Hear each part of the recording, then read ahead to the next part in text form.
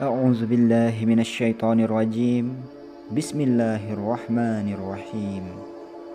السلام عليكم ورحمة الله وبركاته. الحمد لله رب العالمين. اللهم صل على سيدنا محمد عبدك ورسولك النبي الأمي وعلى آله وصحبه وسلم. Rabbi shrahli syadri wa yassirli amri wahlul 'uqdatam min lisani yafqahu qawli. Setelah memuji Allah Subhanahu wa taala, menyampaikan salawat dan salam, Syekh Abdul Qadir Al-Jilani rahmatullah alaih memberikan nasihatnya sebagai berikut. Kesibukan para wali adalah mewujudkan kedamaian untuk sesama hamba Allah. Setelah mengambil dari karunia Allah Subhanahu wa taala, mereka lalu mendermakannya kepada fakir miskin yang terhimpit. Mereka membayarkan utang orang-orang yang tidak bisa membayarnya. Para wali adalah raja, tetapi bukan raja dunia, sebab raja dunia itu hanya suka merampas. Mereka tidak suka memberi. Adapun para wali itu suka mendahulukan kepentingan orang lain. Mereka sangat memperhatikan keadaan orang-orang miskin. Mereka mengambil harta benda dari tangan Allah Subhanahu wa taala, bukan dari tangan makhluk. Jerih payah yang mereka lakukan adalah untuk kemanfaatan manusia. Demikian pula jerih payah yang dilakukan oleh hati mereka. Mereka menderma karena Allah Subhanahu wa taala, bukan karena mengikuti hawa nafsunya, bukan pula karena ingin disanjung atau ingin dipuji. Tinggalkanlah kesombongan, baik kesombongan terhadap Allah Subhanahu wa taala maupun kesombongan terhadap sesama makhluk.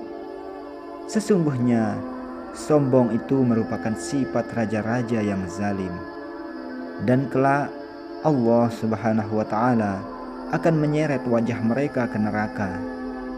Jika engkau membuat Allah Subhanahu wa taala murka, berarti engkau telah berbuat sombong terhadapnya. Jika muazin telah mengumandangkan azannya dan engkau tidak mendatangi seruannya, maka engkau telah berbuat sombong kepada Allah Subhanahu wa taala. Jika engkau telah berbuat zalim terhadap seorang hambanya, maka engkau juga telah berbuat sombong terhadapnya. Bertaubatlah kepada Allah Subhanahu wa taala, dan hendaknya engkau ikhlas dalam taubatmu. Sebelum Dia membinasakanmu melalui hamba-hambanya yang paling lemah, Dia telah membinasakan Namrud dan raja-raja lainnya ketika mereka sombong terhadapnya. Allah Subhanahu wa taala menghinakan mereka sesudah mereka berjaya. Dia fakirkan mereka sesudah kaya. Dia siksa mereka sesudah mendapatkan nikmat. Dia matikan mereka sesudah hidup. Maka jadilah engkau orang-orang yang bertakwa. Syirik itu ada kalanya bersifat lahir dan ada kalanya bersifat batin. Syirik lahir yaitu menyembah selain Allah Subhanahu wa taala, dan syirik batin yaitu menggantungkan nasib kepada makhluk, serta menganggap bahwa merekalah yang mendatangkan bahaya maupun manfaat. Sebagian manusia ada yang memiliki harta, tetapi mereka tidak menyukai harta tersebut. Mereka memiliki harta, tetapi tidak dikuasai harta. Harta menyukainya, tetapi ia tidak menyukai harta. Harta berpaling kepadanya, sedangkan dia tidak berpaling kepada harta. Ia meninggalkan harta, tetapi harta tidak mau berpisah dengannya. Sungguh, ia adalah orang yang telah memperbaiki keadaan hatinya agar mentaati Allah Subhanahu wa taala. Harta tidak bisa membuat mereka terlena atau binasa. Pendeknya, ia mampu mengendalikan harta, sedang harta tidak mampu mengendalikannya. Nabi kita Muhammad sallallahu alaihi wasallam telah bersabda, "Ni'mal malus shalihi lirrajulis shalih." Sebagus-bagus harta yang baik adalah untuk laki-laki yang baik.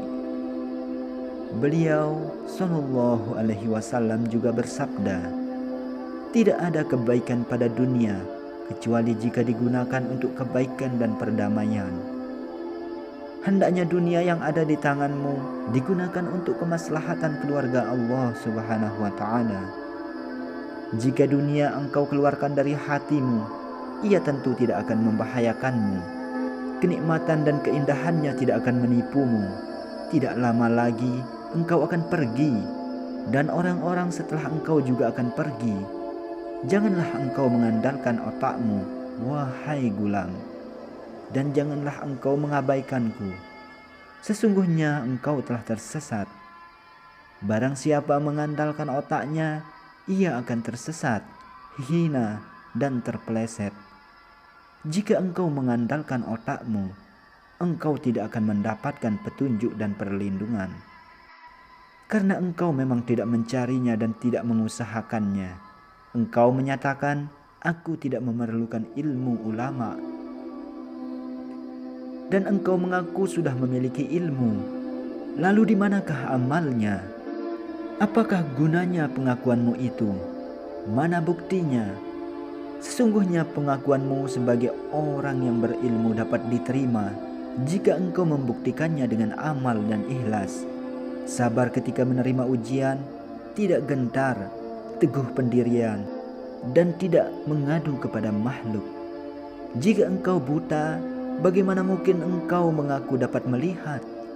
Jika engkau tidak memahami, bagaimana mungkin engkau mengaku memahaminya? Bertaubatlah engkau kepada Allah Subhanahu wa Ta'ala atas semua pengakuanmu yang dusta itu.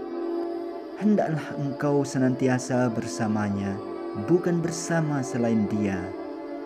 Berpalinglah dari segala sesuatu dan carilah yang Maha menciptakan segala sesuatu.